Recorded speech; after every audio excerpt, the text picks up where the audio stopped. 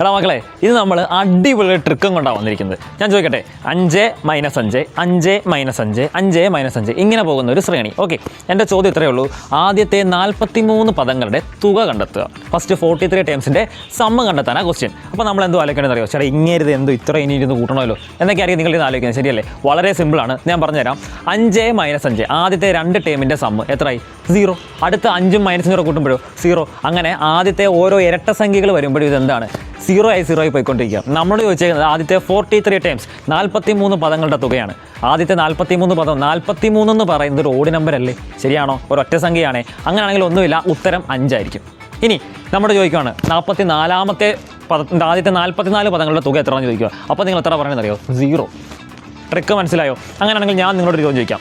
8 - 8 8 - 8 ഇങ്ങനെ പോകുന്ന ഒരു ശ്രേണി. അങ്ങനെയാണെങ്കിൽ ആദ്യത്തെ 76 പദങ്ങളുടെ തുക എത്ര വരും? കമൻറ്റ് ചെയ്യും.